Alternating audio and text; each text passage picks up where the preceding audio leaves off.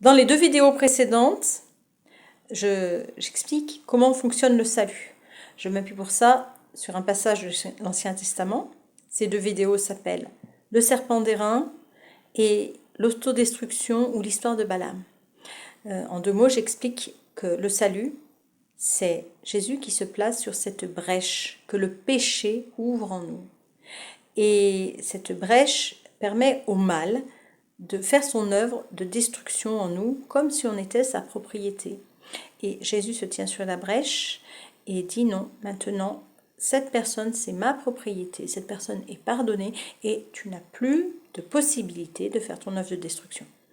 Mais je n'explique pas dans ces vidéos pourquoi il est si nécessaire que Jésus souffre à ce point pour que moi j'ai le salut. Je n'ai pas entièrement la réponse, mais je voudrais vous laisser avec cette parole qui est « Jésus n'est pas venu pour les bien portants, mais pour les malades ».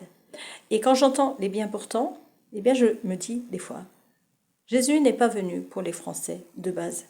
Le Français de base qui donne l'illusion qu'il est dans une sécurité totale, une sécurité alimentaire, qu'il a du travail, qu'il est en bonne santé et que si des fois il est malade, eh ben, il va être guéri parce qu'il va être soigné.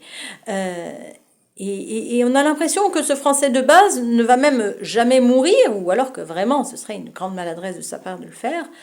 Mais ça c'est faux. Nous sommes des êtres humains. Et l'humanité, c'est beaucoup plus large que ça. L'humanité, ça comprend aussi le cri du nouveau-né. L'humanité, ça comprend cette personne qui est gravement handicapée, qui va passer peut-être toute sa vie alitée. L'humanité, ça comprend cette personne au bord de la mort. Ça comprend cette maladie qui crée des souffrances, ou la personne qui est victime de violence. L'humanité comprend tout ça. Et pourtant, quand on se retrouve dans cette situation, en France, on a l'impression d'avoir presque quitté l'humanité et de se retrouver dans une solitude terrible.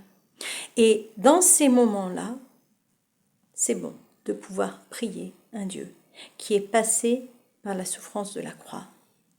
Parce que à ce moment-là, on sait que cette souffrance-là peut rejoindre la nôtre. Et je pense au passage où Jésus sur la croix s'adresse à son compagnon qui est à côté de lui en train de mourir des mêmes souffrances que lui sur la croix. Et ils se parlent tous les deux et ils échangent et ils se comprennent. Et le gars dit « Souviens-toi de moi quand tu viendras dans ton règne ». Et Jésus lui dit « Aujourd'hui tu seras avec moi dans le paradis ».